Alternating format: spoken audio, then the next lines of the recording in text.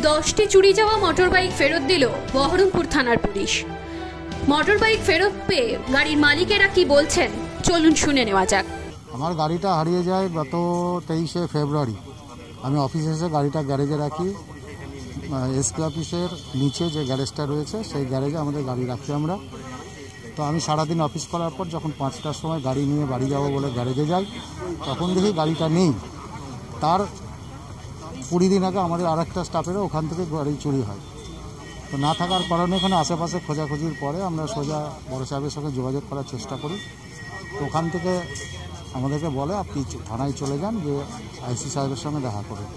তা আমি আইসি সাহেবের সঙ্গে এসে দেখা করলাম, দিয়ে তারপরে টাউনবাবুর হস্তক্ষেপে এফআইআর হলো। এফআইআর হওয়ার পরে আমাকে আমার স্পটে নিয়ে গেল টাউনবাবু, দেখতে চলে কোন জায়গা থেকে চুরি হয়েছে সেই জায়গাটা দেখালাম।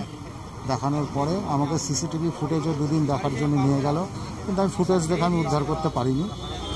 এই অবস্থায় ছিল। তারপরে আজ থেকে আনুমানিক বলছি দিন 15 আগে আমাকে টাউনবাবু ফোন করে ডাকলেন থানায়, এসে বললো আমাদের গাড়িগুলো আপনাদের উদ্ধার হয়েছে, কোনটা আপনার গাড়ি দেখুন।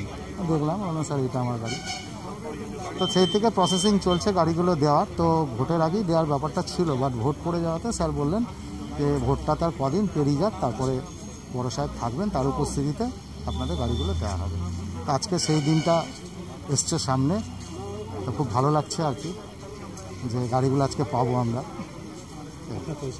হ্যাঁ, আমার পরিচয়, আমার নাম তাপস কুমার দত্ত, আমার বাড়ি গোড়াবাজার, জজকোর্টের পিছনে। আমরা টোটাল 10টা গাড়ি রিকভারি হয়েছিল। আজকে আমরা 9টা গাড়ি যারা ওনার আছে তাদের হাতে তুলে দিতে পারবো। আর আমাদের গত প্রায় 3 মাস ধরে যে সমস্ত গাড়িগুলো চুরি হয়েছিল, প্রায় 11টা গাড়ি চুরি হয়েছে, তার মধ্যে 9টা গাড়ি রিকভারি হয়েছে। বাকিগুলোর জন্য আমরা প্রসেস করছি। বাইক থেফট আপনারা নিজেরাও দেখেছেন যে সত্যিই খুব ফ্রিকোয়েন্টলি হচ্ছিল। তো আমরা তার জন্য একটা গ্যাংকে ডিটেক্ট করি এবং আমরা 5 জনকে অ্যারেস্ট করি।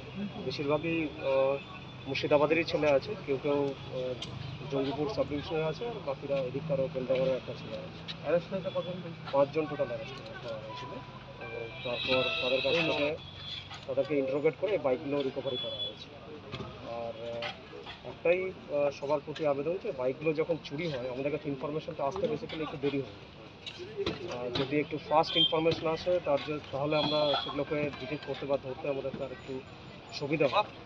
এটার জন্য সবার কাছে একটা অ্যাপিং থাকবে যে আমাদের আলোর পথে অ্যাপ আছে বা কন্ট্রোল রুমের নাম্বার আছে। ওই নাম্বারগুলোতে আরও ফাস্ট যদি ওই চুরির তথ্যটা আমাদের কাছে চলে আসে কন্ট্রোল রুমের মারফতে, তাহলে আমরা নাকা লাগিয়ে বা অন্য যে কোনো উপায় তাদেরকে কিন্তু আমরা ইমিডিয়েট ইন্টারসেপ্ট করার একটা পসিবিলিটি থাকে। আর বাইক থেফট বা যে কোনো টাইপের ক্রাইম প্রিভেনশনের জন্য আমরা বেশ কিছু এক্সট্রা মেজার নিচ্ছি। যেটা যেমন সিসিটিভি আমরা কিন্তু আগে যা ছিল তার থেকে এটাকে আমরা বাড়িয়েছি। আগে প্রায় 30-25টা সিসিটিভি এবং কিছু কিছু জায়গাতে আমরা আলোরও ব্যবস্থা করেছি যাতে এই ক্রাইমগুলো কম করা যায়। এছাড়াও একটা আবেদন থাকবে যে আমরা যে কোনো ধরনের ক্রাইমগুলো হচ্ছে, বাইক থেফট বা যে কোনো টাইপের চুরি বা স্ন্যাচিং যেগুলোই হচ্ছে, ফার্স্ট ইনফরমেশন দিলে আমাদের আরেকটু সুবিধা হবে এগুলো ডিটেক্ট। আমাদের গাড়ি চুরি হয়েছিল, তাই স্যার গাড়িটা রিটার্ন দেওয়ার জন্য ডেকেছেন। 3রা জানুয়ারি আমার গাড়িটা চুরি হয়েছিল কেকেরাই নার্সিংয়ের নিচ থেকে বহরমপুরে। আমি পেশেন্ট দেখতে আসি, সেই সময় 5:50 সময় গাড়িটা চুরি হয়ে যায়।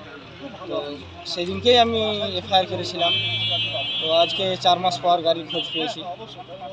গাড়ি যে আমি পাবো এরকম আশাই ছিল না। তো যাই হোক, বহরমপুর থানার প্রতি একটা বিশ্বাস ছিল যে গাড়িটা পাবো। তো আজকে পেয়েছি, পেয়ে খুব আনন্দিত। Bureau report, NBTV.